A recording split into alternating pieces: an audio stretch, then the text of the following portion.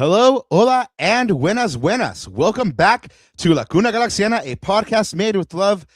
We're back to normal programming for tonight's episode, but that doesn't mean we won't give you all the World Cup updates you need and want. We are down to our last four teams, and it should come as no surprise as to who they are. It is the old guard. We'll look at how the likes of Messi, Mbappe, Jude, and Lamine and their teams got there.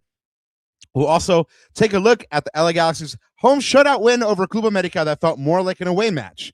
And we'll also be joined by MLS and Apple broadcaster Francisco X Rivera to go into why that was probably a good thing ahead of El Trafico happening next Friday, and whether this is the least hyped and anticipated El Trafico of all time. Plus, a Galaxy target inches closer to another MLS team. All of that and more coming up on tonight's episode of La Cuna Galaxiana. DJ Cito, you know what to do. Spin that track. G's up.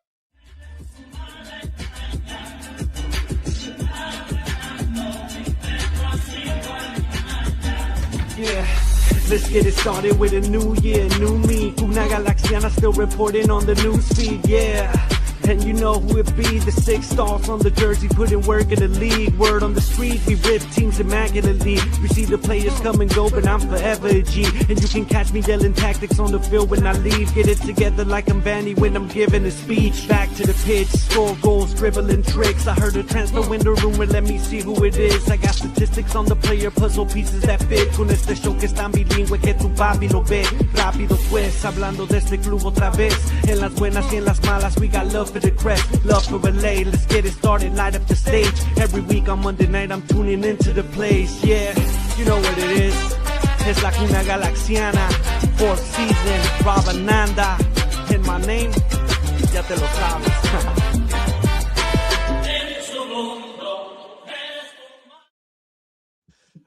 Welcome back to La Cuna Galaxiana, a podcast always made with love for all y'all. I'm one of your co-hosts, Rob Halone. You can always find my written work at the Sporting Tribune, and you can find me online at El Escudero de LA.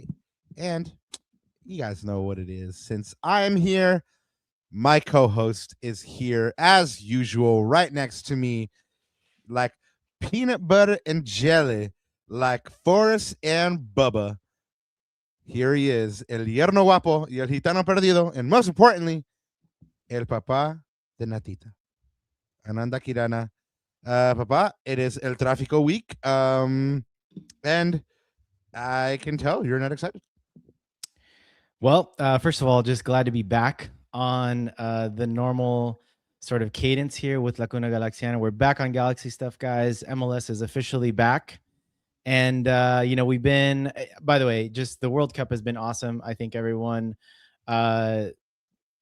look, it didn't maybe start off that way for a lot of fans, disillusioned, including me, including myself. I'm included in that camp of, high ticket prices and lack of access and all that stuff. But at the end of the day, the football, I said it, as soon as the ball gets dropped, as soon as the ball gets kicked, all that goes out the window, and it's been an awesome tournament. But I'm ready for MLS.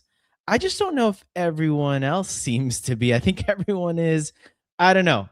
Out of all the impressions that I'm getting out there, it might ramp up. Look, it's still early, Papa. We still got a few days until MLS kicks off and until El Trafico. But I'm just not feeling. This is a different feeling, different anticipation for this edition of El Trafico. But we'll get into it. Everyone is mad hyphy, man. I see everyone out there. They're just like, but. Like you said, we'll get into it, and we have a good guest to talk to us about El Trafico. I mean, this cat, Francisco X Rivera, literally was the voice of both teams at a different point in his career. So, he's been on both sides of the aisle, and he knows, the cultures and stuff like that. So he'll be interesting to talk to, also in relation to, Los Angeles soccer culture. Because at the end of the day, that's what we're trying to, celebrate and grow. So he's a good person to talk to him about that. But if you guys are here, man, thank you. First off, y'all, we really appreciate it. Ananda, so much so that I just want to say that, like, when I think about how we first off we haven't gotten canceled, and second off, like we've been able to, meet so many awesome people, interview so many awesome people, watch so many amazing games so far. I mean, it's like we're blessed, man. I mean, it's like we're having fun. We get to watch soccer and to talk to our friends about it. Anyway, that's the way I look at it. Anyway, maybe I'm just waxing poetically and I'm just being a big softie, but you guys have helped us make it happen. And here comes the shameless plug, obligatory shameless plug. We're only gonna keep growing if you guys keep helping us out. So tell somebody, put someone on, let them know. We are just a couple of subs away, I think, Ananda, from 900. So if you can, just go ahead and grab your boyfriend or girlfriend or your wife or husband's phone and just hit subscribe, we would love you forever. And kind of be our hype people out there as well. Hit that like button. Also, let us know as usual if we're messing up, if we're doing stuff well. Let us know what you're liking. Let us know what guests you enjoyed, who you want to see again. And as always, hit up a super chat if you got something to say, if you got something to debate Ananda about, or if you have a burning dark question for myself about Kobe. I'll get him out there for you. Ananda, you have demonstrated to me and you've proved to me now that we do indeed have a blue sky. Guys, check that out. And we have some late breaking news from Scott. Says he has scans tomorrow. Wait, I had another scans tomorrow today and had a biopsy from a voucher. I'm misunderstanding it. Is it a scan tomorrow and then a biopsy today? Yeah, tomorrow. Yeah. Tomorrow. Well, all we could say is just Godspeed, Scott. We're with you, man. Chat's with you as well. And so all the best. Yeah, definitely. And that's really, guys, what it's about. Being here for each other and stuff like that. So, Ananda, take it away. What else do you got to say tonight? All I gotta say is you guys can follow me, block me, or stalk me at Cuna Galaxiana. You can follow us on all our socials at La Cuna Galaxiana. En papá, como siempre, antes de olvidarme, buenos días, tardes o noches, y bienvenidos a otro capítulo de La Cuna Galaxiana, because y'all, we back. We officially back. We're almost to episode 300, by the way, so we got to think about this on how we want to celebrate that occasion. I believe we are 17 away from 300. But, Papa, we got a lot to get to today, so let's get to those shout-outs. Yes, there is quite a bit. Guys, it's still going down at Hermoso Beach. The Galaxy are still out there, and they are having their events there. There is the Burbank official events, as well as the events at West Harbor. Like I mentioned, though, the Galaxy will be out there till the 20th, and there's all kinds of cool things happening, like surf events and stuff. So go ahead and check them out. The Empire Strikers will be in the Inland Empire. They're doing a watch party at Toyota Arena for the World Cup final on Sunday, July 19th. So if you are in the IE or you want to make a trek out to the IE, go ahead and check out this watch party. I'm sure some of our good friends from Soccer and 60 will be there. Hopefully we see y'all. And finally, football, and this is probably the most overused joke ever now, but indeed is life. I mean, art imitating real life here. Christopher Fernandez, who you probably know as Danny Rojas in the Apple TV series Ted Lasso, which honestly is an amazing show. If you haven't seen it, go ahead and check it out. If you don't like it, you most likely have a cold, dead heart. But anyway, this man was a young baller, got injured very young, and was told that he would never play again and to just give up his dream. And he became an actor, but that itch just kept getting after him, and after a lot of hard work, he has made his comeback, and he came on in the 78th minute for El Paso United over the weekend. And although El Paso United lost 2-0, this is a really awesome story, man. I mean, it's good to see him, get to live his dream, not because just like he was in a TV series, but by all intents and purposes, like, guy can play, and he did quite well for El Paso United in his trial. So I mean, these teams and the other pyramids of U.S. soccer don't have a ton of money, so I don't imagine they're just signing him for the optics, right? So anyway, shout out to Cristo Fernandez. World Cup update.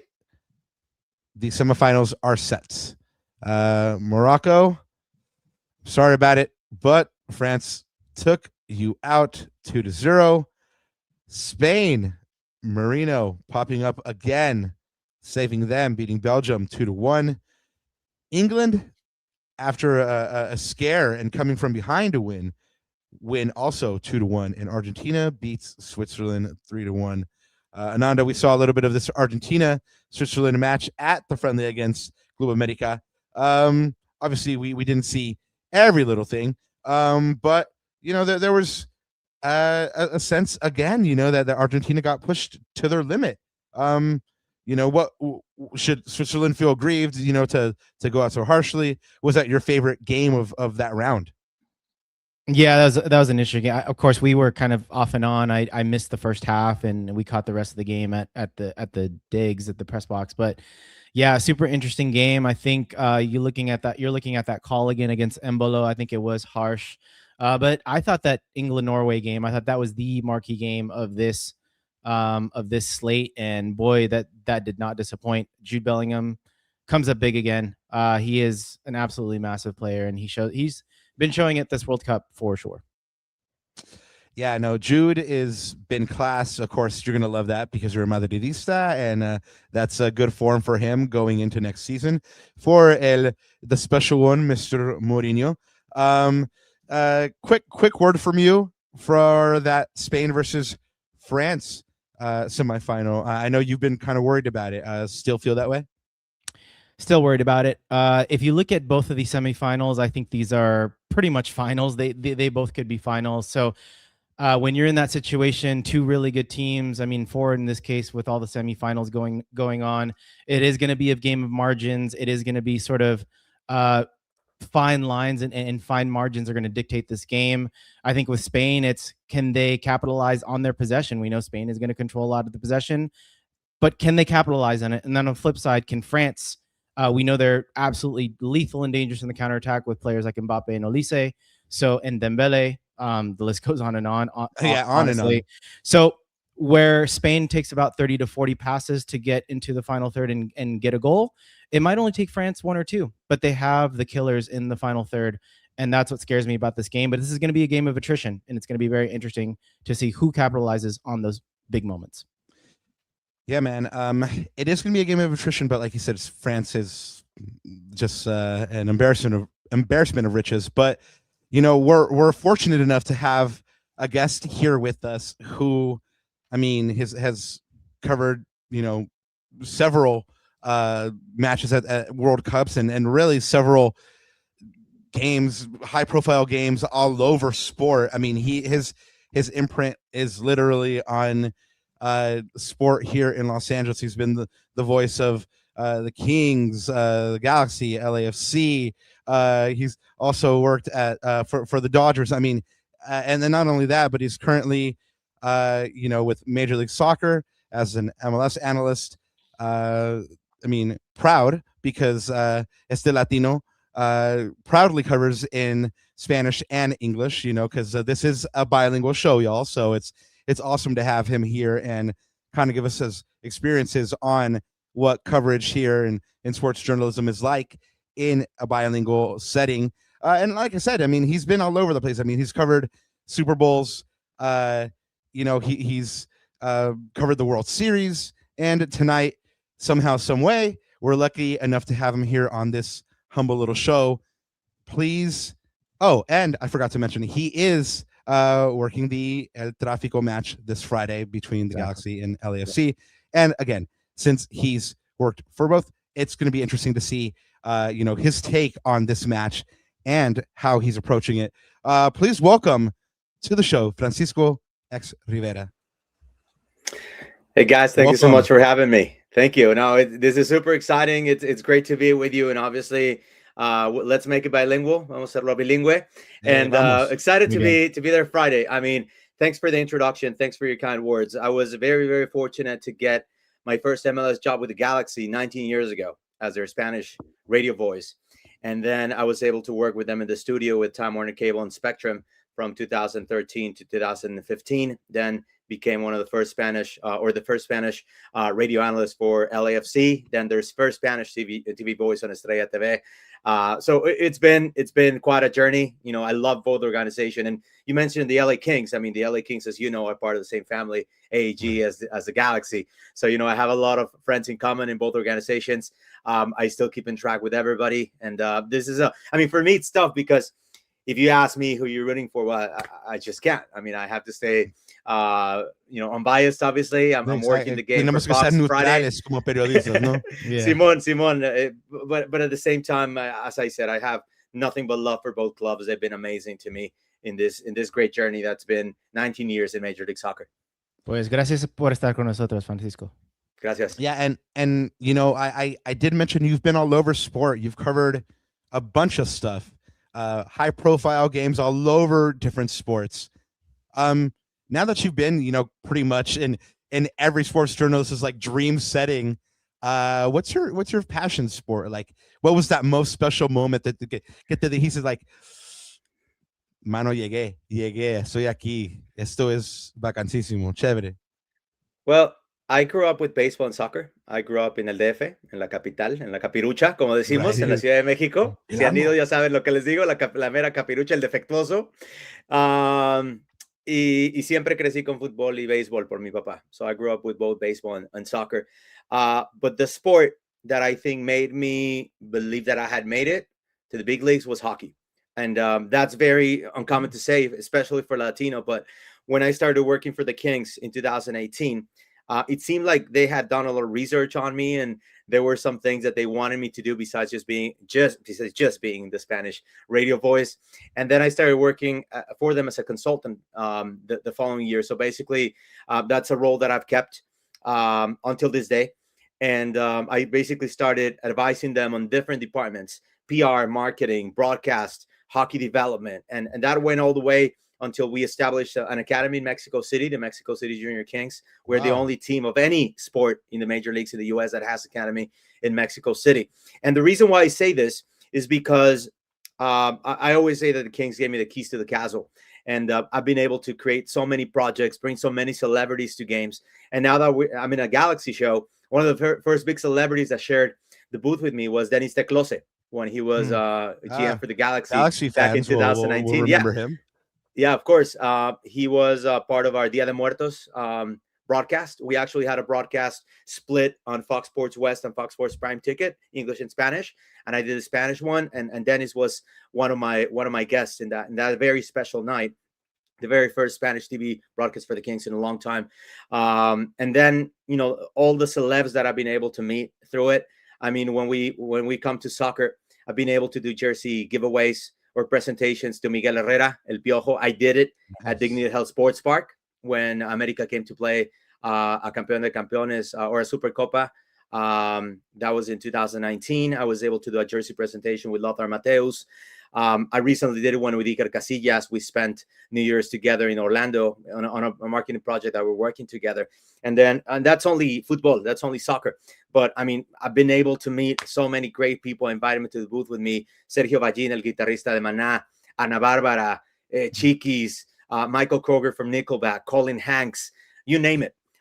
So that when those things started happening, I mean, for me being un pequeño niño, un mocosito de la Ciudad de México hace más de 30 años pensando, bueno, quiero conocer celebridades, quiero conocer rockstars.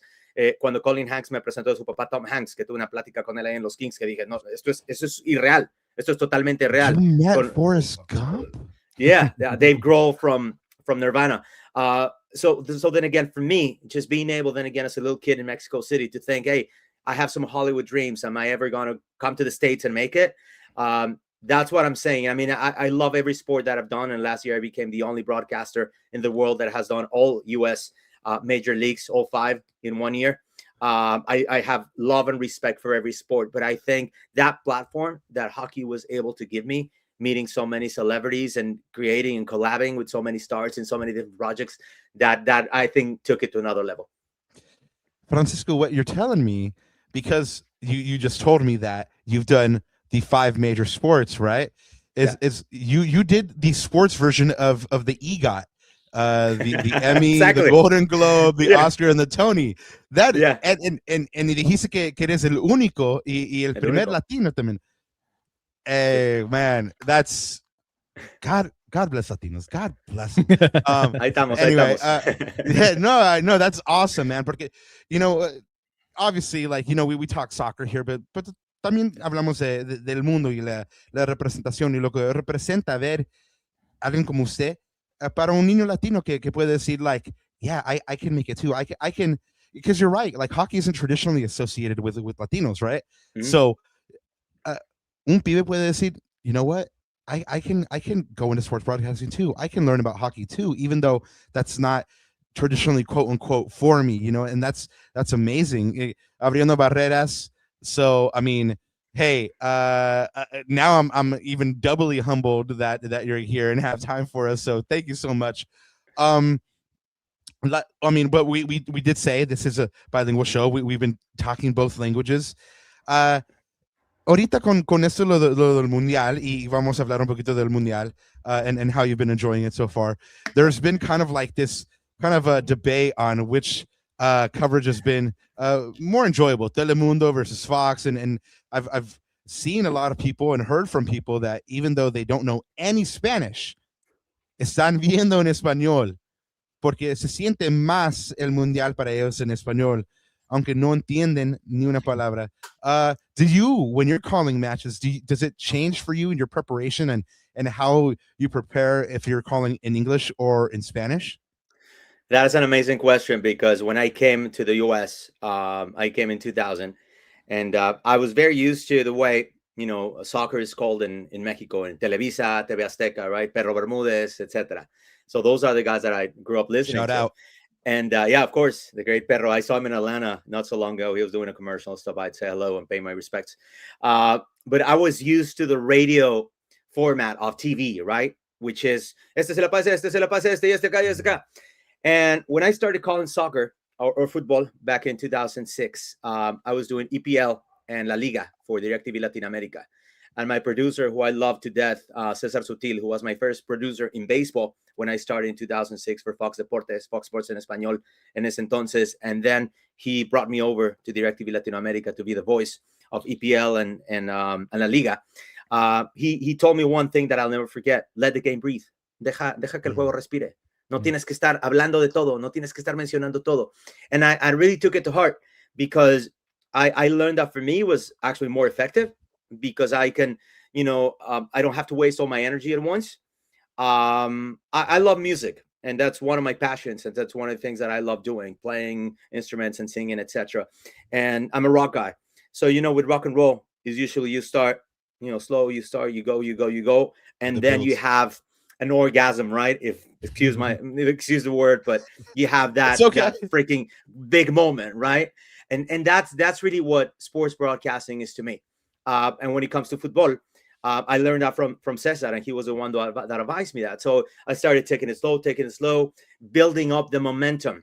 And then when you have your ultimate moment, which is calling a goal, that's when you have to give it all, right? But you have to build up to that play. And that's something I learned. I mean, I respect everybody, and everyone has their style. It is what it is. But at the same time, I try to do what I think is best for me and what I think will be best for my audience, and what, to me as a fan, I'd value the most. So that's what I opted for doing. So in Spanish, I don't call every single pass, every single play, every single throw-in. And then when I crossed over to working for Fox in English, doing Mexico games and doing World Cups and U20s, etc., that helped me a lot because I've tried to be a hybrid of English and Spanish, where I'm not calling everything like people on the Spanish side of things do, but at the same time on the English side of things, let's give it a boost. Let's put some spice, some Latino spice in there. So I've tried to actually mix them up, and I think that makes my style really unique. I mean, I'm not pumping myself in the chest or anything, but to answer your question, that's really what I've tried to do. I've tried to be a mix of both. And I understand sometimes you can't please everybody, but as I said, I do what I think I would like to see, what would please me if I were a fan, but not necessarily just the person broadcasting the games. So I think that's worked out pretty well for me. And I've gotten good feedback so far. This season, I've been going mostly in Spanish on MLS and Apple TV, but I've done some English games. And I've loved, doing both. I think, everyone has a preference. It is what it is. I'm not going to say which one because to this day, I still work for Fox. I've worked for them in different capacities uninterrupted since 2006. I've also worked for Telemundo in the past. So then I got nothing but love for it. Then again, both places. And with me, that's what you're going to get, really. I'm like the UN. I've worked with so many organizations. Conozco tanta gente y tengo tantos amigos que es lo único que te voy a decir. Pero yo trato de ser una mezcla de los dos. Y volviendo a lo mismo, dejar el juego respirar, sentir a la gente. Because if you're calling an LA Derby, right? If you're either Dignity Health or you're at BMO Stadium, you want to hear the fans, man. I mean, you want to hear the North End at Galaxy's stadium. You want to hear the 3252s with LAFC. You want to hear the fans, especially in MLS. We have so many great stadiums, man. I mean, I've been captivated by Columbus, by Minnesota, by Seattle. With all respect to all fan bases are great, really. You have to let the fans at home feel that as well. You can capture the whole moment for yourself. Yeah. And sometimes I think that as fans, as broadcasters, we are a little overzealous about those things. And I like to share that with fans as well. There was a very important moment for me. I have done a few World Series in my career, but the first one that I did as a play-by-play announcer, it was 2012, the Giants and the Tigers. I think I called the last out. Los Gigantes son los campeones de la Serie Mundial. Gana los Gigantes, etc. Sorry, LA fans, and I grew up a Dodger fan myself. Sort of hated them. No, just kidding. But you know what? I think I was in the Bay for that title, actually. You know what? It ended up in Detroit, unfortunately, because I remember because I actually bought my family tickets for all 3 games on the road, and we ended up just being stuck with one. They ended us refunding the money, but we got the money back. But anyway, yeah, I finished up in Detroit. Sad day for them. But I let the fans and I let the celebration on the field just go. I didn't go crazy saying, y aquí ganaron estos, y miren este, y miren al otro, y así, ya sa. Dejé que los fans disfrutaran un poquito de eso. And then, some people might like it. Some people might have wanted me to scream at the top of my lungs, hey, this guy won and this and that. Yes, but I thought that would be special too, to let people hear what the celebrity, players cheering, players talking to each other, the fans going crazy in the stands. So I think as I said, when I crossed over, that style that I was able to develop on the Spanish side, to not wanting to be or to own every moment, because we don't know the moment. It's the fans and it's the players. Actually, we give it a spice, we give it a nice touch. And we actually keep it for ourselves when we have special calls. But at the same time, we cannot forget that it's the players on the field who are the stars, and it's the fans in the stands who make it a very beautiful ambience. No, I love that because you mentioned that you love music, right? And Ananda and I play instruments as well.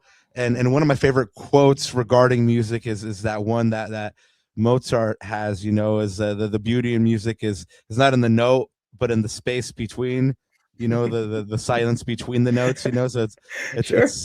And it's kind of the same principle that you were describing, we do have El Trafico coming up, but heading into this El Trafico, the Galaxy had kind of an average first half of the season, 5-5 in 9th place. Give us kind of your overall impression of that first half, and then just the week before El Trafico, they complete the sale of Gabriel Pecky back to Brazil. Was it that was that a necessary roster move? And then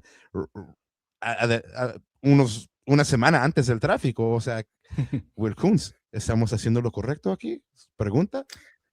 Well, all I gotta say, without being too harsh, let's not forget that the year that the Galaxy won their last title, they had an amazing run in the second half. Let's not forget that last year as well, they had a terrible, terrible start, and they turned it around and they got hot in the second half. I mean, they couldn't really go any lower, being fair, but they still, picked it up. They still picked it up with pride, and they did it. And I think it's a good, and that's one of the things that I want to ask Greg Vanny when we have our call with coaches on a Wednesday, because it seems like these guys can pick it up in the second half. They can get hot, and as you know, our football, our soccer, and just like Mexico, we're very different than everywhere else because we have a liguilla, we have the playoffs, right? So it doesn't really matter it matters what you do in 34 weeks, but at the same time, it's who gets hotter at the end. That's going to be in the pole position, right? I mean, on using an F1 analogy. So I think if the Galaxy is able to get hot and they're in 9th place right now, at least they're sitting in the playoff zone right now if the season ended today. So it's how you get. It's how you finish. It's how you get to the end. So I think they have a chance. The roster is pretty good. Unfortunately, Gabriel Peck, I was so looking forward to seeing him on the pitch, and that won't be the case.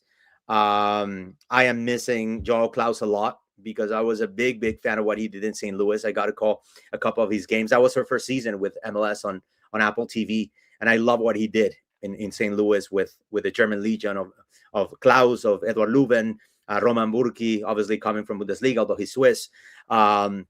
They did a tremendous job, and obviously I'm a huge Ricky Puig fan. And I am really, really sad about, his situation, what he's been going through. So if you look at the overall roster, what the Galaxy has been able to put together the last few years, I mean, they've been put in a position to win. But, there's those things where, your depth, the depth of your team is challenged, and some other guys need to step in and do something, right? One of the guys that I really like, because I did a lot of Kansas City games the last few years, is Eric Tommy. I think that's another talented guy that can give him a lot of pace up front. I actually saw your interview with Pansil. I was going through your guys' social media, and I saw your interview with Pansil. And I think that's a guy that they're gonna need, really. And another one of my favorites is obviously Edwin Cerrillo. I was able to call his games when we were starting for Dallas, because with Estrella TV, when we were doing LAFC, we also had a broadcast contract with FC Dallas. So I used to go to Frisco every once in a while, and I saw Cerrillo from the time that he started, being able to talk to him at Galaxy games, Kings games actually, when we have Galaxy night and Kings game too at Crypto.com Arena. So I'm a big fan of his as well. So I think they have a good roster. I think unfortunately because of injuries, because of Gabriel Peck departing, I would see LAFC having a stronger roster right now, even with the departure of Nathan Ordaz, some changes there in the roster. But I trust the Galaxy to be able to pick it up and have a good second half. And let's see what Will is able to pull under his sleeve. I mean, he's a very talented GM. That's another guy that I met, since he started with LAFC, when he was coming over from baseball with the Yankees. And that was a conversation that I used to have with him all the time, with me being a baseball nut, right? How he was able to transcend from one sport to the other, and did a tremendous job with LAFC. So, hence being able to get the job with the Galaxy. So I'm hoping that he's able to pull some good moves and being able to take the Galaxy to the playoffs. Yeah. Will's brilliant. He's been here a couple times. Shout out, Will. Come on back and see us. Yes, Ananda?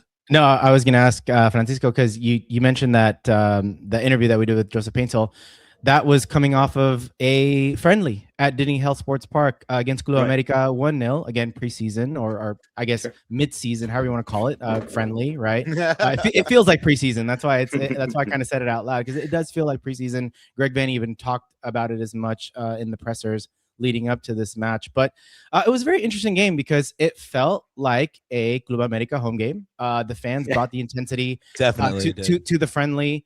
Really interesting atmosphere, but things did get. I loved the energy, though. I love the energy, and it transcended to the players. What we saw in the second half was El Chaval Argentino, Julian Alde, mixed it up a bit with some of the Club America players. The intensity was really interesting. Just knowing that little tidbit, do you think a a game like that with that type of intensity, with the opposition fans bringing that, you think that's going to help a Galaxy in a game like this, or are we just reading too much into a friendly against Club America? I think it's a good friendly. I mean, if you're gonna get a friendly, Club America is the team you have to face. I mean, regardless of, I mean, I might be biased. I'm an America fan. I grew up an America fan in DF. So you know, I know what they bring to the table. You mentioned the fan base, and they have them and Chivas. What they have here in the US is just insane, right? And yeah, and that's what Leagues Cup brings to you.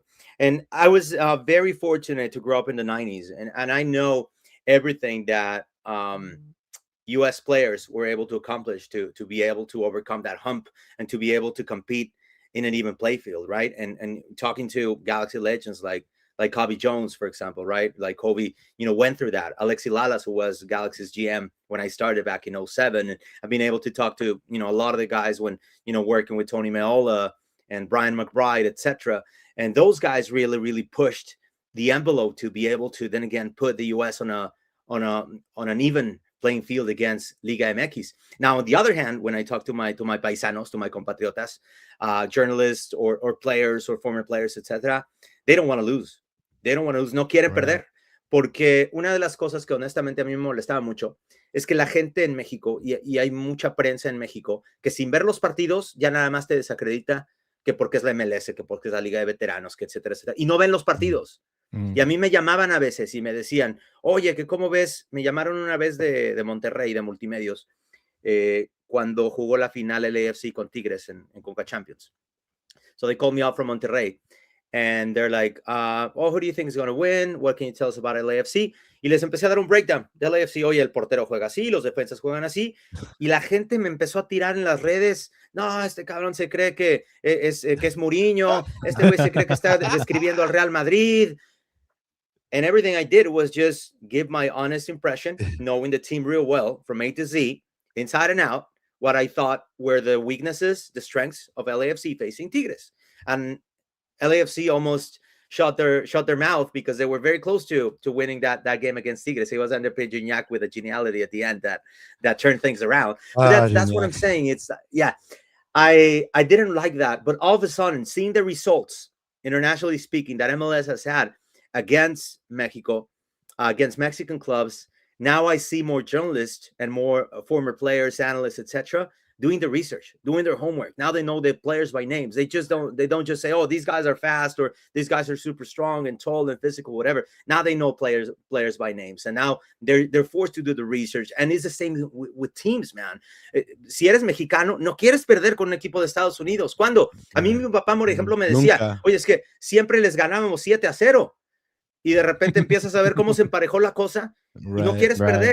Y por eso creo que es muy importante, siendo Club América, tú no quieres venir un amistoso a perder, no quieres venir a que te humille un equipo de MLS, para nada. Y creo que no solo es MLS, nunca quieres perder ni un amistoso siendo un profesional. No es como si te vale tu trabajo o la vida. So that's what I'm saying. I think if you want to get your feet wet, so to say, and get ready for the second half and get back into action, I think an MLS versus Liga MX game is ideal. Yeah, that intensity, right? I mean, you really feel it. Like, no, just a quick anecdote to you know, kind of support that. Yo me acuerdo cuando era niño, mis papás íbamos mucho a un pueblito que está como una hora más allá de Ensenada, que se llama Mañadero. And we used to take you know, beans, rice, like staples, right? You know, that the folks needed, right? Pero un día fuimos, justo en un día que estaba jugando México contra los Estados Unidos. Creo que era un amistoso también. No creo que era para algo, no creo que era para qualifying or anything like that. I think it was just a friendly. Y justo estábamos viéndonos cuando acababa de perder los Estados Unidos en ese friendly. And so we're driving, and just everyone sees the California plates driving, and they're just honking at us, and like, and I remember as a kid, like, why are they honking at us? And my dad goes, because la selección de los Estados Unidos no sirve para nada. And then he just was quiet for like an hour, and he drove. And I was like, all right, fair enough. Francisco, you're going to be at this game, working this game. you know, that this America match, like we said, it brought the intensity, kind of like a good tune-up for this one coming up. But since you've been on both sides of the aisle, can can you tell us, like, is this basically the mecca of soccer in Los Angeles? I mean, is there a better cross section of what soccer represents for Angelinos than this match? It's become really, really incredible because I still remember when I was working for the Galaxy, Chivas USA. Those games were really good, and I've had a lot of friends that work in that I'm sorry, with Chivas USA, and some that work in the front office, etc. And I remember the rivalry. There were good games, especially 07 when I started working for Galaxy. They Chivas actually got the best out of the Galaxy, but they had a tremendous squad. They had my good friend, mi brother Claudio Suarez, que le manda un abrazote al emperador. They had Brad Guzan, who had just replaced my other compa, mi compirri Martín el Pulpo Zúñiga, que le mando también un abrazote on goal. Sasha Kleshin, Ante Razov, who's now working for LAFC, or who worked for LAFC for a long time. Panchito Mendoza, who then went to Mexico to play for Chivas. Jonathan Bornstein. They had quite a team, but that rivalry could just not connect with the fans, honestly. And when you have a big market like Los Angeles, you need to have that rivalry, right? We have it in every sport. Even you include the Angels as Orange County, it's become a pretty good rivalry, I think, between the Dodgers and the Angels. Obviously, not like the Dodgers and the Yankees or the Giants, but it's become a very interesting rivalry. Same thing with the Kings and the Ducks, for example, right? The Lakers and the Clippers has gotten, it's gotten pretty interesting because the Lakers have been so-so the last few years, even though they've won a championship recently, and the Clippers have become better. So I think for a big market like this one, like New York, you need to have two teams. And when LAFC appeared in the stage, you obviously were competing against a brand, against tradition, against everything the Galaxy has built. I mean, when I look back, I was very fortunate to watch MLS in its first season. Era un niño yo viendo los partidos del 96. Me tocó ver la primera final y no me gustó cuando perdieron con DC United. Mi brother Jorge Campos en la portería contra Harks, contra Eddie Pope, contra Echeverry, etc. So those are memories that are there. And then just to see what the Galaxy has done to bring the best talent, to put the best talent in the pitch. I mean, you go back, Luis Hernandez, Carlos Hermosillo, Jorge Campos, Robbie Keane, David Beckham, Steven Gerrard, and you can go on and on. Chicharito, Marco Reus now, Giovanni, Jonathan. LAFC had a tough mountain to climb, man, but I have nothing but respects to what the front office has done there. Larry Friedman, Rich Orozco, the way they've established the brand, because I remember in 2017, I was very fortunate to work for Fox in the Confederations Cup in Russia. And I remember seeing people at the airport with the LAFC hat. And I'm like, they don't even have a player. They hadn't even signed Vela yet. They signed him shortly after the Confederations Cup. And they already have merch being worn at airports and different points, in streets and everything. I'm like, you got to be kidding me. Like, what is all this hype about? And then being able to obviously represent LAFC for a few years after representing the Galaxy proudly, it's been an amazing rivalry. And you know what was very interesting? LAFC started with a bang, and Galaxy was not very good at the time. But Galaxy was winning those derbies, even though LAFC had the best momentum. I mean, obviously something that I'm going to talk about for sure was my first experience calling an LAFC Galaxy game, which was Dignity Health Sports Park, early March. Zlatan Ibrahimovic, the Zlatan game, as it's known. El Zlatanazo. Yeah. Güey, cuando salió Zlatan a calentar, es una de las cosas es una de las atmósferas más locas que yo he visto en cualquier estadio de MLS. Yeah. Y yo estaba ahí, tengo fotos todavía cuando lo vi en la banca. Galaxy le acababa de poner unos asientos como cushions a sus bancas, como de esos, como de carro, de Fórmula 1, y estaba así recargado Zlatan. Cuando se paró, compadre, fue una cosa fuera de serie. Y yo que estaba trabajando con el AFC, yo casi me paro y me quito, literal, como dicen en México, decimos, me quito el sombrero. No, fue increíble. Y el ver ganar a Galaxy en ese tiempo, a pesar de que yo estaba trabajando con el AFC, pues no te gusta tanto, pero como lo que siempre digo es, como fan de fútbol, tienes que apreciar ese momento. Es uno de los momentos más grandes en la historia de Major League Soccer. Le vayas a quien le vayas. Lo que hizo Zlatan Ibrahimovic llevando ese juego fue una cosa fuera de serie. So then again, being able to witness that rivalry from the get-go. Me acuerdo otra muy chistosa cuando le gana, creo que fue de las primeras veces que que LAFC le ganó a Galaxy, fue un playoff en la primera ronda, quedaron como 5-3. Yo ya estaba trabajando con Estrella TV en televisión, pero no hice ese juego, entonces solo lo estaba viendo. Va saliendo Zlatan por esa esquina de las celebridades que tiene el AFC, where all the celebs sit with Jaime Camil and Owen Wilson and Emilio Rivera and Justin Bieber, etc. Y va pasando por ahí Zlatan y Jaime Camil empieza a gritar y pasa Zlatan y se agarra los waffles. Yes, I think I've seen that video. Como que tocó ahí el Oh my God. That was those moments, man.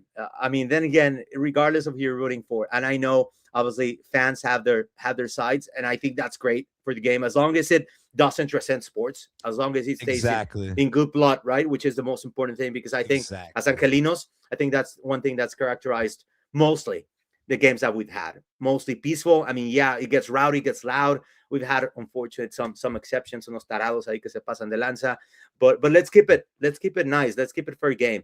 And I think that's something that's so beautiful about this rivalry. And yeah, man, can't wait to relive another episode this time around. Yeah, like my friend, like our friend Scarf from Defenders of the Bank said one time, I don't know why we're so mean to each other. The only difference between us is that we wear a different piece of laundry, you know? Yeah, we're just fighting over a piece of laundry. That's and yeah, no, and you know, there's a little bit more to that. You know, there's a crest and everything like that. But you know, you're very right, Francisco. Like, let's keep it PG. Let's keep everybody, you know, safe and sound. Everybody needs to get home safely to their loved ones. So let's have fun, right? You talked about that Zlatanazo. I was there. I hadn't started covering the team yet. I was there as a fan, and it was when imagínate, fue cuando mi esposita y yo recién comenzábamos a como estar, right? And we had that moment together. Y siempre vamos a tener ese momento que se lanza mis brazos porque Zlatan mete el gol, and we're just celebrating. Oh, what a good moment. That was the story of that game. What story or what storyline are you carrying into this broadcast? What are you looking for? Well, if I can give a teaser, I'm going to have people talking that were present in that game as players or coaches, talking to me about what that moment meant for Zlatan, for the Galaxy, for the rivalry, for Major League Soccer. In terms of storylines, I have a long list, to be honest, and let's see what I'm working on. Obviously, you know, transfers, that's going to be a big thing. Injuries, and that's something we've discussed. I think the World Cup would be a very interesting topic. What players have been doing during the break, who's been busy. Obviously, Galaxy had some players with LAFC. I'm sorry, with national team playing for Canada. I know Hugo Lloris was at a game recently. I think he was at a U.S. match. I think when it comes to friendlies, as you said, the Galaxy America match, LAFC playing against El Salvador. So I think what's been going on, this is going to be a very, very important game because we're coming back to action as Major League Soccer, and we're doing it in the spotlight 2 days before the final, a day before the third place match. I think this is a great window to be able to highlight Major League Soccer and to show the world and to show the U.S. what the sport has become, how much the sport has grown since the league started 30 years ago, since we had the World Cup here last in 1994. And for us being able to showcase that, and we're going to be on Fox, actually, doubleheader, Nashville, Atlanta, and then Galaxy hosting LAFC. I mean, it's no cable. We're going to be on live national TV, which is so exciting to me, to be honest, going back to being part of the Fox family and being on network.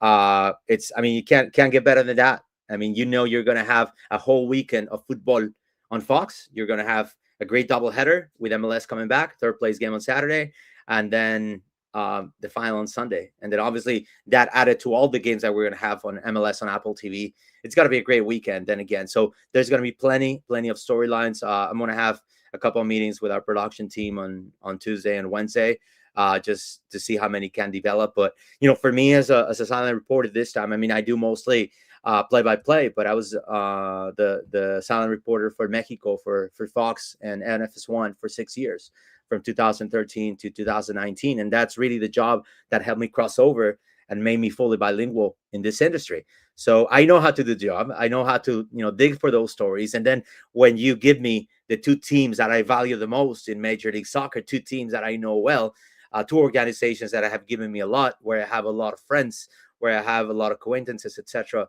It can't get better than that. So definitely, I think I'm gonna have so many stories that I won't be able to fit them all. I'm gonna be with Kid Costigan and Mo Edu. I gotta let them work. I gotta let them do their thing. Not get on their way. But I think I'm gonna have plenty of stuff, plenty of laundry that I won't be able to uncover, because I mean, and also one of the things that makes it hard for when you talk about storylines, and to answer your question, when you have a game like this, it might go back and forth, man. You might go back and forth. And that's what makes your job as a sideline reporter so hard, because you have to pick those moments. I mean, when there's a lot of momentum going, you can't just be like telling the producer, oye, ya, jalándole la playera, hey, necesito que me pongas aquí, hoy te tengo una historia. No, tienes que dejar el juego fluir y tienes que dejar al narrador narrando y al analista analizando. Y yo me tengo que echar para atrás cuando esté listo. Porque una de las cosas también que me gusta, y que creo que hay una muy mala costumbre con los reporteros de cancha, es cuando te tiran algo a la cancha y no tienes nada que decir y dices cualquier cosa genérica. Tú no estás ahí para analizar un gol. No, en serio, ¿qué pasa? Tú dices, oye, ¿cómo viste el gol? Oye, es que yo no estoy aquí para, si tengo un futbolista en el palco que me va a analizar el gol y la repetición, ¿para qué voy a decir yo qué pasó con el gol? Mejor dime cómo celebraron, mejor dime si viste a alguien se paró a calentar, mejor dime si viste que alguien se acalambró, mejor tírame una historia que nadie más sepa, donde tú estuviste viendo el partido o hablaste con los coaches. Dime algo que justifique que tú estás ahí abajo. Entonces, necesitas guardar esos nuggets para partes importantísimas del juego. And as I said, that's what makes my job so hard, that I gotta let the commentators commentate, but at the same time, I'm always like, hey, I have this story. I gotta do it, but I gotta be fair. If the game doesn't allow me to jump in, I gotta let them do their thing and just wait for the producer to have a down moment, go down to the field with me, and then just for me to shine, I guess, my 30 seconds or my 20 seconds to be able to shine right during my hit. Well, and it's interesting because you know both sides, because like you said, you've done the broadcast in the play-by-play, and then also you've done the sideline reporter. So it's like you've been in both roles, and you understand what each one takes, right? So that's something that I've always wondered about, because we've had one of your colleagues, Michele Giannone, on, and he does a great job at the sideline reporting, and I'm always like, I wonder how he finds those interesting tidbits and stuff like that. Francisco, we have just a couple more for you. Thank you so much again for being here. Last one, and it's kind of a two-parter, but ¿quién tiene más presión entrando a este partido? ¿El Galaxy o el AFC? Oh, does it simply like, hey, there's really not that much pressure because it's a regular season match? And then if you had to call it, who wins and why? No, creo que hay presión y la mayor presión viene para el AFC, porque tuvieron un cierre desafortunado en la primera parte, pero muchos partidos. I mean, when you talk about LAFC's players and brass and people involved with the organization, I mean, it's been a brutal schedule. Especially one of the things that Mark Dos Santos said that I think was very significant.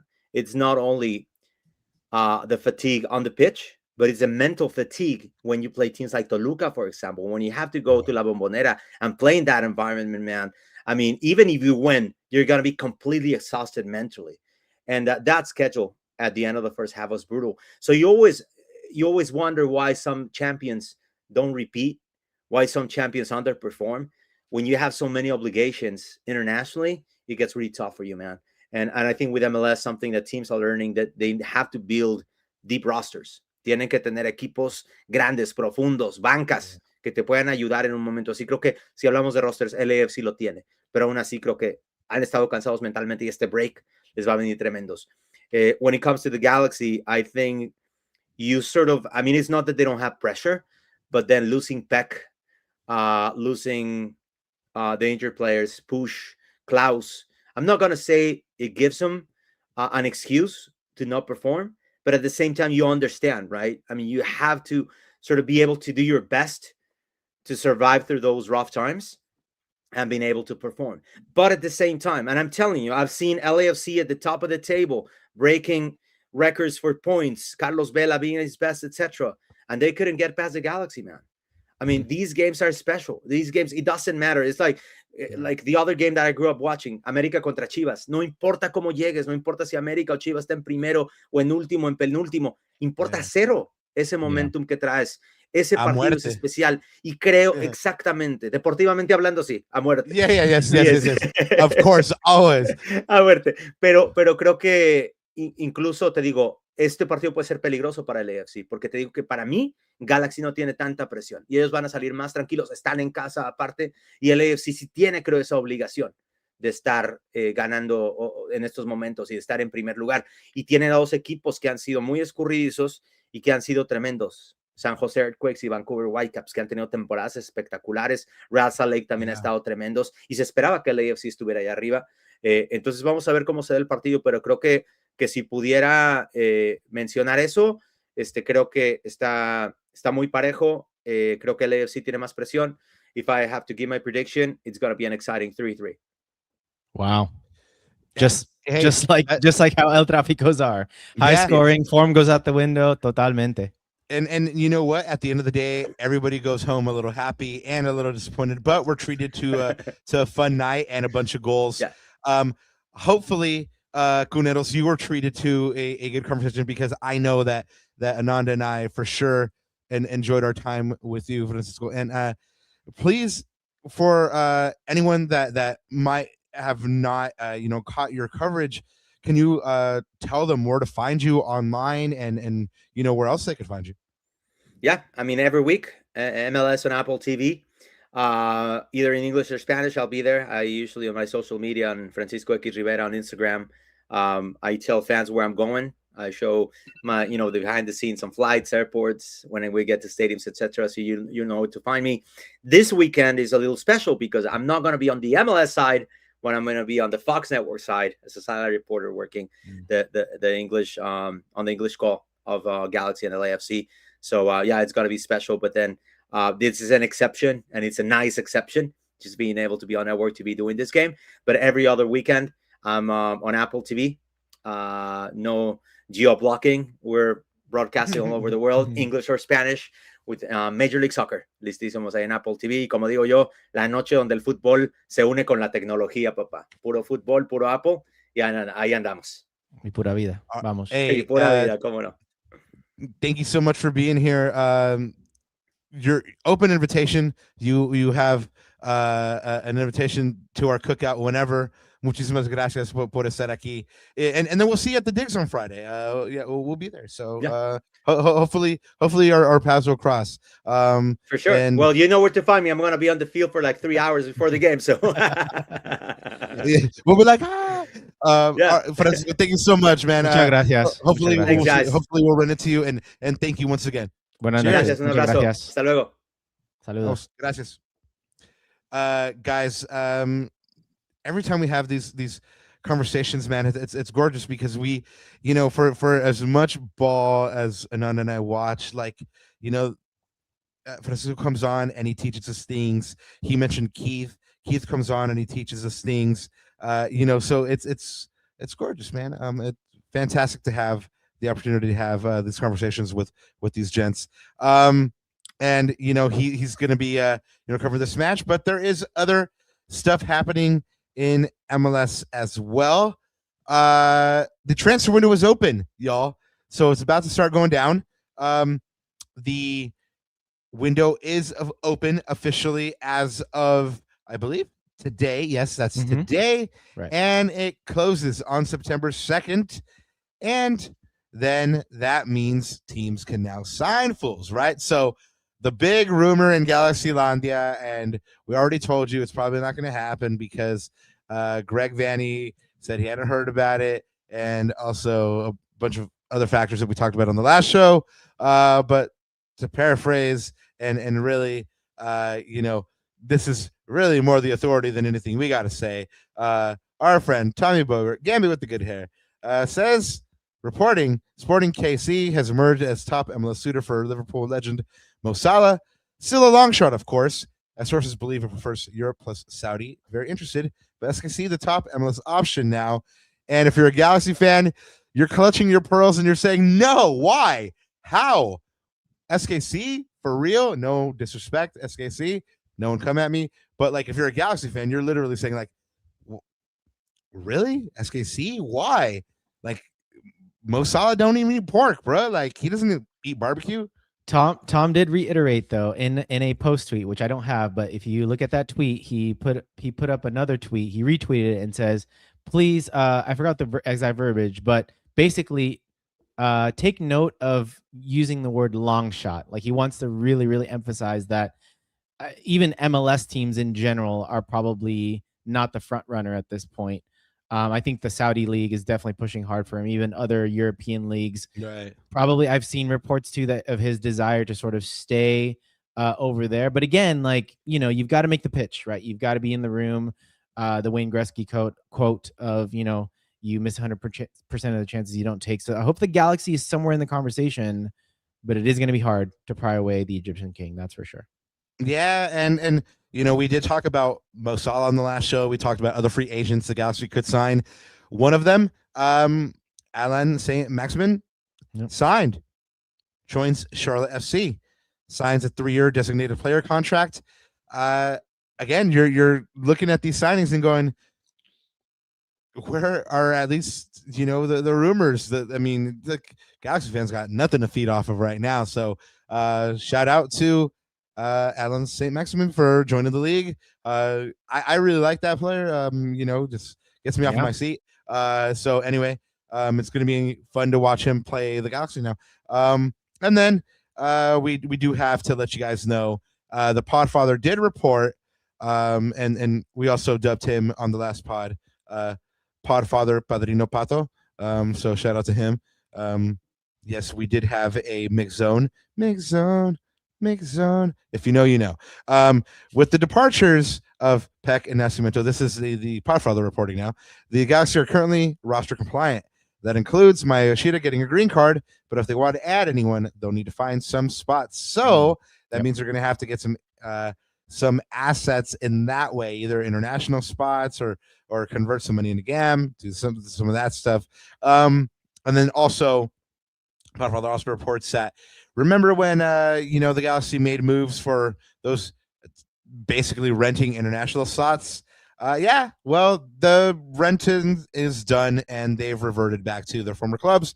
San Jose gets theirs back, Austin gets theirs back, and Nashville also gets theirs back. So that was a fun exercise, and I don't really see the tangible benefit of those. I mean, I believe one of those was used for Nascimento to have him here, and then we also how that turned out. But guys, I just want to take a quick moment to again say thank you to Francisco X Rivera for being here. It was lovely to have him, and then also to you guys for being so lively in chat.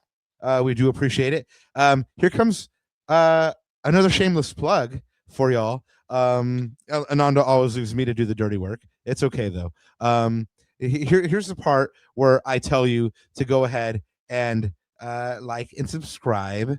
And if you like anything that you saw here tonight, because we are just a couple of subs away from 900, and we'd love to make it there before the World Cup final on Sunday. So if you know anybody that likes this show and hasn't subscribed, go ahead and let them know. But Ananda always does tell me that 1/3 of the people that watch the show don't subscribe. And I'm just like, well, you're already watching the show. Why wouldn't you not subscribe? That's kind of weird. Stalker. But anyway, yeah, Walker. Go ahead and join the club. And if you are part of that 1/3, go ahead and join the club and subscribe.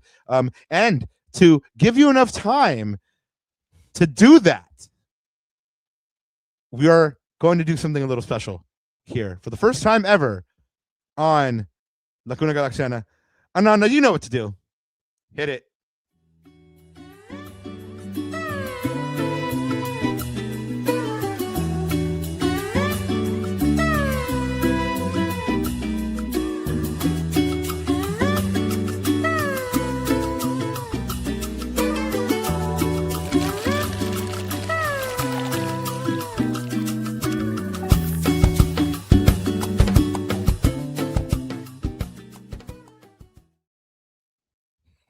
And yeah, that was the hydration break brought to you by Powerade. As Ananda drinks on Gatorade. Brought to you by Zlatan's burn cream. Exactly. Brought to you by Penn Griffey Jr. Anyway, guys, if you were at the digs, if you were one of like the 7 Galaxy fans that were at the digs, you were amongst a sea of yellow, a bunch of America fans as far as yeah, exactly, and it was all yellow. Exactly. That's pretty much all you can see in this photo here. It was a Club America takeover for sure. But like a lot of Galaxy fans said, hey, we're season ticket members, and we didn't have tickets for this game built into our season ticket member pack, so we were definitely not going to pay a bunch of money to go see this cash grab. And that's Galaxy fans talking to me, not me editorializing. But shout out to them for putting Jonathan in that tifo. That's class. Good on them. But Ananda, let's start where we always start with games like this. With the lineup, what did you see in this one? And then I'll go ahead and tack on anything that I saw that you don't cover. Well, just the I think just the notables, which Greg talked about post match. So Mitrovic starts, but we did ask about JT Marcinkowski. He said he had a procedure and was out injured. Papa, I don't recall if he says he's in contention for Friday. I can't remember what the exact quote was. I want to say yes, but he I actually, it seemed to something that he said like is pointing me towards no, but I could be wrong on that. We're gonna have to verify. Well, we'll have obviously media availability. I believe it's Wednesday -2. Yeah, game day -2. Harbor Miller was out injured, but Greg did say that he should be okay. He should Friday, be okay. Yes, along with Emilio Garces, who was not in the starting lineup as well. None of the VCFC players ended up playing the temporary signings. I think Galaxy made an announcement on that a few days ago. In the end, Julian Aude did sub into this game, but he did play left wing. Again, that was not a position necessarily that Greg would put him in normally, but because of the lack of availability, that was the sort of one of the only options he had for that particular rotation. But other than that, I think the starting 11 is I think it's pretty close to what you'll see on Friday. Again, minus some of those injuries, like Harbor could be in there on Friday. Emi Garces could be in contention, but I'll just read it out for the everyone listening to on audio. Dale. Mitrovic in goal, Nelson, Hack, Glesnes, Yamane back 4, Serio, Wynder, Sanabria. We saw that midfield quite a bit towards the end of the first half of the season. And then Eric, Tommy, Joseph Paintsil, and Marco Royce. Paintsil in this game played out on the right, Marco Royce as the false 9. So that was the lineup there. I like Marco Royce to false 9 as his rap name. That's anyway. I guess that's a terrible dad joke. I'm not a dad. Well, I'm a dog dad. But anyway, yeah, no, I mean, that's pretty much what I saw too, man. I mean, this one pretty much wrote itself based on availability. Of course, we didn't know that JT Marcinkowski was going to be out. We also didn't know about Harbor. Had Harbor been fit, I'm pretty sure he would have gotten some game time in this one because Julian Aude had to play out on the wing. And even Julian himself was kind of tickled pink about this because when Greg was like, hey, when I asked Greg about Julian playing on the left wing, was it, are you trying him out there, or is it more just necessitated because you're a little bit short on bodies? Is like, oh no, it's because we're a little light right now, and I kind of just told him go out there and run around. And he laughed and he was like, and he certainly ran around. Sure did. And he sure did. And then Julian also loved the moment, and he was like, "Sí, me dijo que corriera y fui a correr." And I was like, yeah. And he was, really in good spirits because his country had just made the semifinal of the World Cup, and he wasn't sporting that Messi 10, he was sporting that Messi 19. Dog. Yeah. Exactly. And if you guys haven't caught in those clips, we did post them on Instagram. So again, shameless plug, go ahead and follow us on all our socials at La Cuna Galaxiana, and all of the clips from the Mix Zone that you had the other night. The Mix Zone are on our Instagram. But yeah, Baba, one of the things that I took away from this one in terms of, like, player performances, I thought Elijah Wynder was really good. If you were there or you happened to catch the game somehow, I don't even know if they streamed it somewhere. I didn't even check into that, but They did. Okay. Maybe on the YouTube channel or something like that. Usually that's how they do that. But Elijah Wynder was very good. He looks sharp. He looks ready. He looks physically fit. He was always brave to the ball. He never shied away from it. And I think Greg has some pretty big plans for Elijah, I think, in the second half of the season. I think his physicality, if he can blend that physicality with, just security of the ball, technical security of the ball, and I mean, he took a long range shot. That was like more of that, please. Like, he made the keeper work.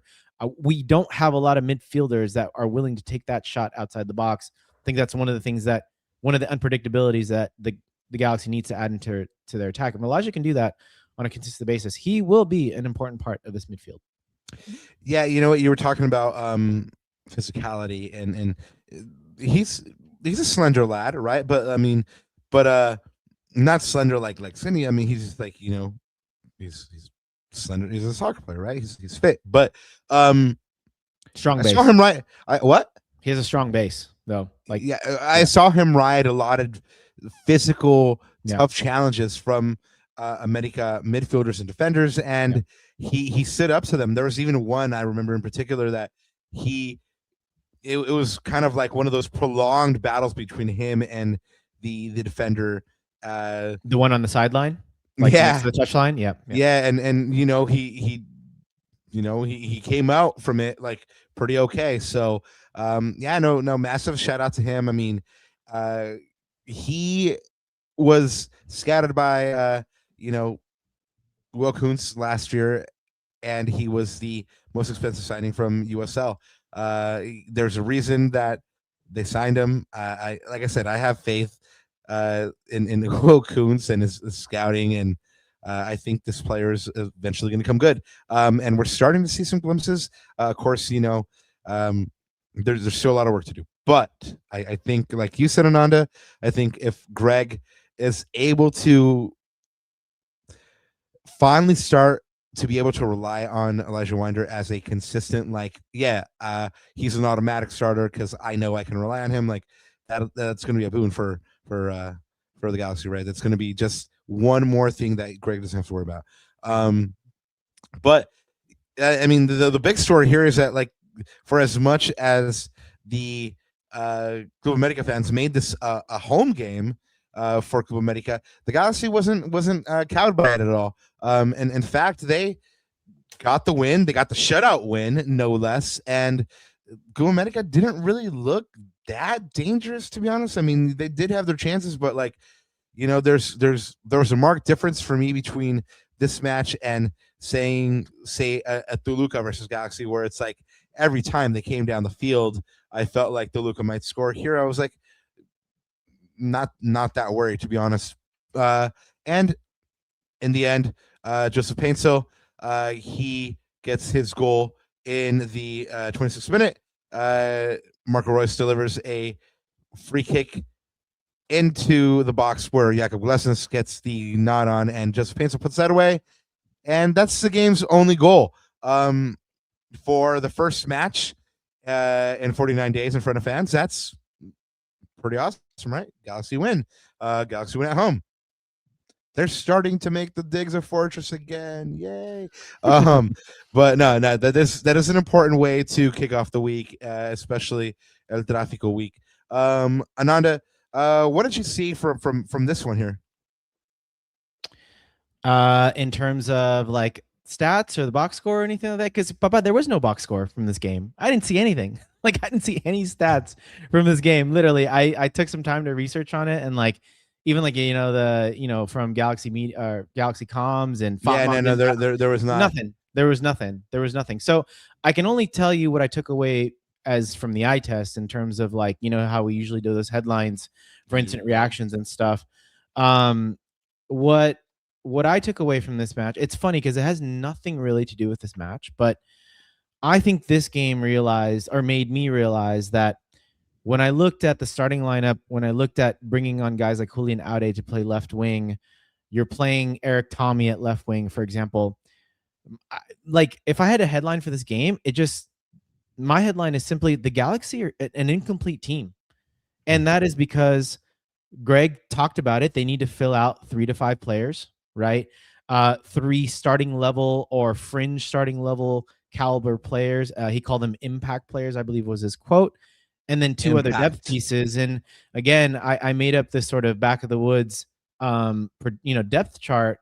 And you look at those attacking positions, it's very clear that the Galaxy needs to strengthen those attacking positions so that Marco Royce doesn't have to play false 9, so that Julian Aude doesn't have to come in at left wing as a backup left winger. And remember, we didn't have Harbor in that game too, and Harbor is slotted supposedly as a right back, best based off of Greg Vanney's comments. So again, you're looking at those striker / wing attacking positions in the front 3.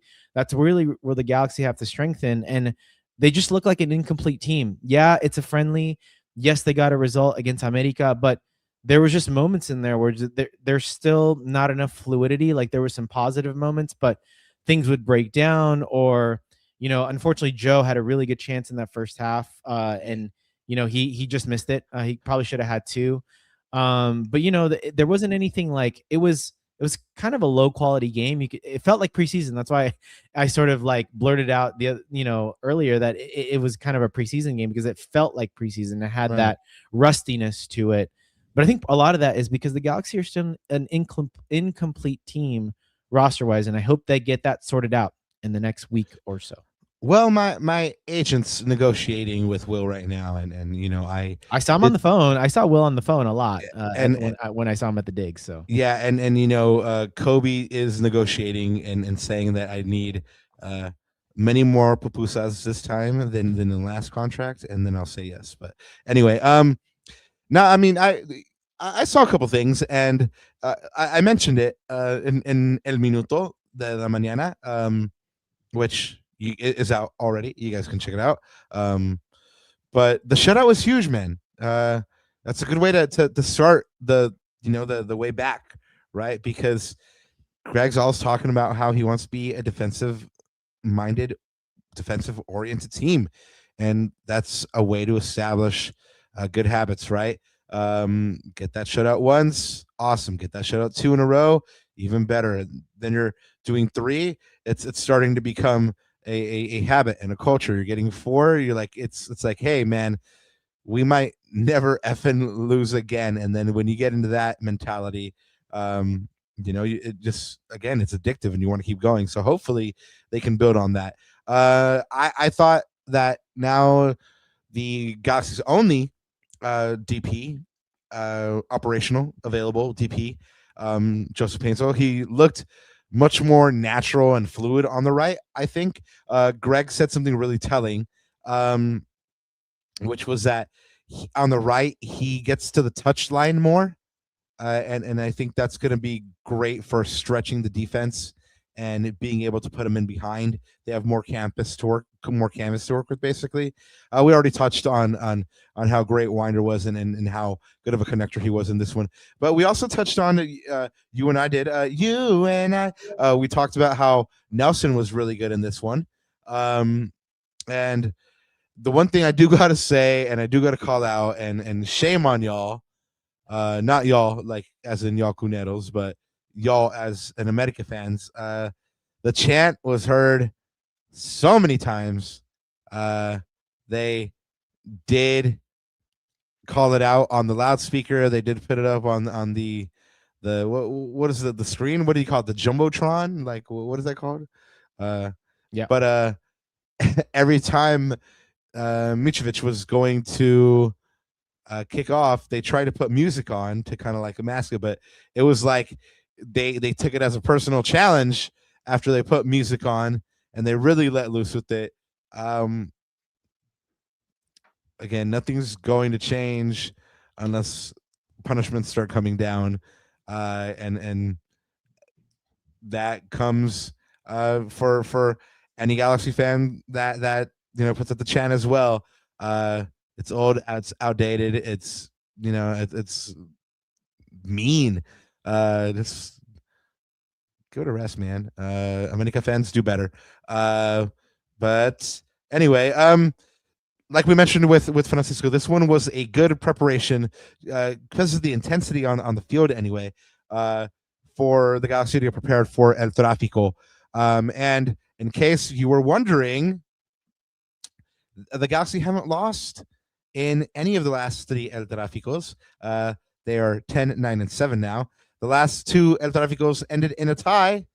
And the last time somebody actually won one of these things was 4-2 on September 14th, 2024. I believe that was the Rose Bowl game, Ananda, if I remember correctly. I believe that was at Dignity Health Sports Park. That was the second half turnaround, the screamer by Evan Sergio. That's right. That's right. I think that I always call that the moment that I thought LA Galaxy had an MLS Cup run in them. That was the game. That was the game for sure. Yes, this was a match for sure. Well, how do the teams stand going into this one? Well, we already told you about the Galaxy. They are 5-5-5 in 9th place, 20 points, 0 goal differential, literally being on average 22 goals for, 22 goals against, as middle of the road as you can get. But just barely passing. Like Francisco said, they're in 9th. They're in the playoff places. They're squeaking by. LAFC, on the other hand, 5th place, 24 points, 1.6 points per game, 7-5-3. And 24 goals for, 17 goals against. This is a defense, however, that set a record shutout streak earlier in the year. But the Galaxy do have history on their side. LAFC has won only 2 of 13 away El Traficos at the Digs. They lost 2 of their last 4 away matches and then conceded 7 goals in those matches. So on form, they're the Galaxy have this one as well. Scored 5. LAFC has scored just 5 goals in their last 5 matches. However, like I said, they did set that record earlier, and they have the most clean sheets in MLS this season with 9. So that's the beast that the Galaxy has to tangle with here pretty soon. This is a brand new season, guys, so there is no form guide or anything to go off on. Both teams are going into this literally first game of the season, basically, and it's El Trafico. Yay! And, we already know that Yao Klaus and Ior Jesus, long-term injuries, are going to be missing for their teams. But, since this is the first game of the season, there's, like I said, no real big buildup. And, Ananda and I have been kind of talking about this, how there's been little to no hype for El Trafico here. Ananda, I mean, you've been kind of, we both have a kind of like our things, you've been talking to me about this one for the better part of today. What's got you so hype on this one, man? Or not, right? Although I will tell you this much, Francisco, I always say, like, with the guests that we have, it's not about what they say, which how it makes you feel. And he made me feel a little bit more pumped about El Trafico. I'll tell you that much. He was a good hype man for a good advert for this upcoming match. But no, I mean, look, I think, and maybe it's because it's Monday. There's still, a few days left until there's still Friday. a few days for the fan bases to but everyone is still, I guess, in the World Cup frenzy, like in that cycle. But I always remember that from past El Traficos, like I'd always go on X, right? I'd always go on IG, and I'd always just see like the back and forth, like it's starting already, like the bants, like something comedy would come up, or even like Ricky would post something, right, and it would just cause a stir, and then like that was post something that was fun. That 2024 season was fun, especially the whole Alex and Ricky. Anyways, that's super fun. But speaking of Profe Alex, we'll talk about him a little bit. I just think that, and maybe this is a hypothesis, but so far the growing consensus is that it's looking to be sort of the least anticipated El Trafico in years. And I think you got to think about the context, right? There's been no MLS games leading up to this. There's been a huge break and it's coming off of that type of context. And then on top of that, there's been pretty much no marketing until today for MLS, right? They just dropped the Thanks World, we'll take it from here campaign. But anyways, don't take it from me. You know, some folks out there have a very similar opinion. So friend of the show, Lex, he says, this might be the least hype El Trafico in history. The LA Galaxy and LAFC face off in just 5 days and not a peep about it. Guy put up a tombstone right there. From either fan base. Yeah, just comedy. I love him. Yeah, love him. And then of course, Profe Alex quote tweeted that, and he said, "Players coming cold to the game after a month of no action. Galaxy just sold its most important player of the season, playing on a Friday. Little to no advertising of the game or MLS. Yep, I haven't seen much of it. Can't remember the last time El Trafico lacked juice like this." And then of course, you know, there's been a lot of sort of MLS chatter out there. I know friend of the show, MLS Moves, just did a video about this tonight, about sort of the, you know, I think the missteps, at least from a marketing front. Even Matt Doyle. Go back to that. Go back. Okay, ¿qué pasa? Is that guy in the middle the guy that wrote the song "She Thinks My Tractor Sexy"? Is that him? I don't know where you're going with that, but we'll never mind. Anyway, we'll move on. But even you know, so by the way, we've got to get this guy on the show soon. But Matt Doyle, who does some amazing things over there, and this is from his Substack. You know, him just talking about not only the roster rules, and he's not even talking about like, you know, 5-6 DP slots, but all of the little things. And I think we've heard Will, when he came on the last time, he says MLS is always a day late and a dollar short, especially with the lack of marketing, etc. But Rob, I think a lot of this too for me, and I'm gonna kick it back to Chat as well. Chat, I wanted to ask you, like, how on a scale of 1 to 10, like how hyped are you guys for this game on Friday? But I think for me, what it comes down to is, Papa, is from a sporting perspective. So for me, I just think this is one of the El Traficos that has probably the least consequence, in my opinion. We're still in match day 15. It hasn't even been the halfway marker of the season yet. The Galaxy are in 9th place. LAFC are in 5th place. Now, granted, a lot of the teams are bunched up in the Western Conference, but it's almost like I don't really know who needs the win more, because it's still match day 15. I mean, we're not even in the last 10 game stretch run of the season. We're just getting back into the season. So it's kind of one of those where it's like, is it kind of a free hit? I don't know. These are just questions in my head, but I'm thinking like the stakes on this, like there's very little other than bragging rights. The stakes are so low in this game. And I think that is what to me is in my head, at least, in my opinion, is adding to the lack of a hype train in this particular matchup. Yeah, I think Francisco was right, though. I think LAFC has a little bit more pressure on this one because just by nature of Peck being gone, if Galaxy loses, they're like, hey, we had an incomplete roster, just like we've been talking about, right? So they have something to fall back on. Whereas, you know, LAFC did lose Nathan Ordaz, but, you know, it's not Nathan Ordaz to them was not what Gabriel Peck is to the Galaxy, right? So, yeah, but from a fan's perspective, you know what I mean? Like the stakes are low. You know what I mean? From the team, I get it. The team, I don't think will think that way. I think because obviously the Galaxy, they want to make the digs a fortress again. LAFC, like you said, but from a fan perspective, other than bragging rights, I don't know. Like this is nowhere near the 4-2 game in 2024, for example, where both teams were jockeying for position in the Western Conference. Yeah, well, we have the benefit of hindsight, right? We don't know that this is not going to be the game that the Galaxy win against all odds, and then, you know, those new signings come in and they go on a run, right? It's propelled by the El Trafico, where like last time they went on a good run like that, it was propelled by an El Trafico win. I don't know. I think two things can be true. I think it could be like the least anticipated, just like we've been talking about in the annals of the El Trafico series, but it's still a big match. These players are still going to want to win.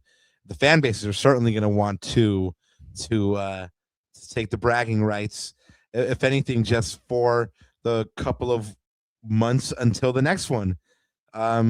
But But no, I still think it's a big match, man, and it's still going. Look, it's sure there's an element of marketing and stuff like that, but it's big enough to where they nationally they're nationally running it on Fox. So it's that big enough, so, and I think it showcases the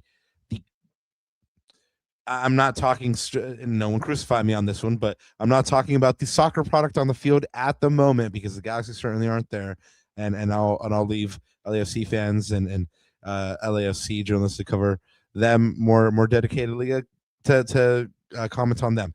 But this is as in terms of culture anyway, in terms of what this game represents, in terms of the passion, this is probably the cream of the crop of derbies in MLS, and it's even got its own name, El Trafico. As much as I don't know if you caught this one, Ananda, but the other day when we were hanging out with our good friends on Soccer in 60, our good friend Scarf, I was on purpose not calling it El Trafico. He was calling it the Derby, and I had to weigh in there at the very end and drop an El Trafico. Sidebar, we'll be hanging out with him on Thursday, guys. We'll have another announcement about that in a moment. But yeah, man, it's one of those things where I think, just like you were talking about with the World Cup, right? The ball started rolling and people got hyped for it. People got excited, and I think that's what's going to happen here. Yeah, I agree with you. I think just right now, Monday, July 13th at 10:30 p.m. I just don't. I don't think it's there yet. And I think part of this too, I agree with this. I like this comment here by Nightmare. It says making it right after the break when everybody is still thinking about the World Cup is another bad scheduling decision. Yeah, I would have liked to see more time, like more anticipation, like getting MLS into the swing of things. I think I agree with this one. And then the other thing too is, like, I haven't seen, at least for me, I don't know, you guys in chat can tell me, everyone listening, put in the comments, like, have you seen any, whether it's out of home or on your phone or on your screens, like any advertising for this match? Because I have not yet. I haven't seen anything. So I have. Okay. And and not people are gonna be like, oh man, this guy's paid by FIFA or some shit like that, but or MLS. But I did see when I was in New York for the Ecuador game, I did see NYCFC out there at the watch party, and they were like activating, and they were like giving away tickets to a match. They had this thing called first match free, and that basically, if you've never been to an NYCFC game, you get free tickets to go. And I know that a lot of other teams around the league also had watch parties and stuff like that, just like the Galaxy are doing.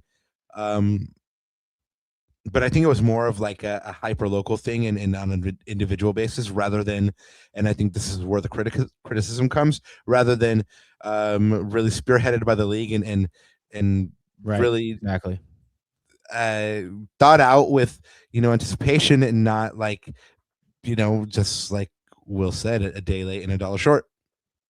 Yeah, and I agree with that. I think because I just started seeing sort of Instagram ads and Facebook ads maybe last night or today. But again, it's like today, like I would have like to see that anticipation build. But again, it's to your point about maybe it's the budgets or whatever just coming from the local markets and not MLS in general. But anyways, that's a whole nother conversation from the day.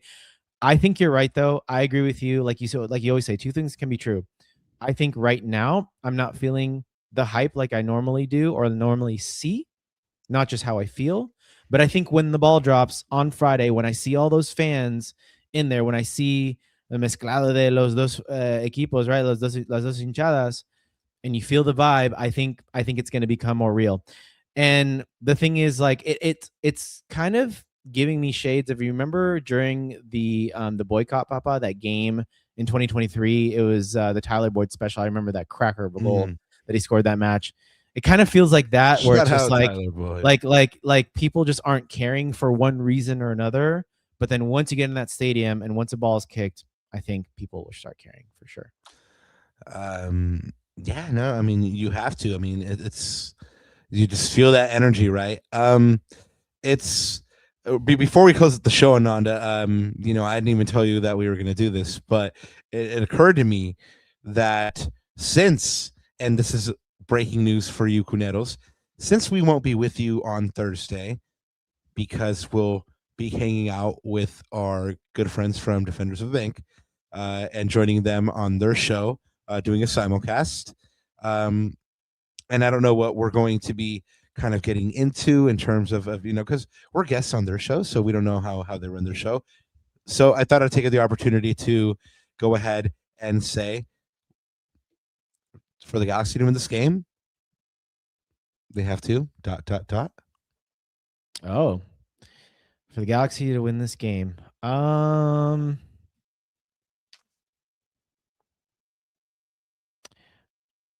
man, honestly, well, I think this is going to be a theme now for the second half of the season, and especially I'm reading between the lines on how they're building their roster, but they need to make the Digs a fortress. So what does that mean? They need to be sound defensively. They need to limit their individual mistakes. They need to play together as a team, and they need to feed off of hopefully what's going to be a raucous crowd. They need to feed off of that energy from the raucous crowd. And I think all those things will, because one of the deficiencies in the first half of the season was the Galaxy were not as good of a home team as they need to be. So they need to be a really good home team to move up in the standings. And that's going to be a really big factor to the Galaxy's success for the second half of the season. Chat is commenting on this. Looking at tickets online, Leo says, "Hey, shout out Leo, welcome." Looking at tickets online, it seems like the majority of the G's are selling their tickets. Pablo says on Facebook, a lot of G's are selling their tickets, and in response to, for the Galaxy to win, they need to ... Joe 13 Cool says, or Cthulhu Nightmare says, for the Galaxy to win this game, we need FIFA refs from Argentina games, and then Joe 13 Cool says, sign a new DP. To which I gotta say this, guys. You know what? I just hope that the Galaxy fans that sold their tickets, that this is not going to be the case of one of these things where you were playing checkers and the Galaxy was playing chess, and they sign someone to bang on like Thursday, and then they do pull a Zlatan and they play on Friday, and then you're like, dang, I had tickets for that game and I sold them.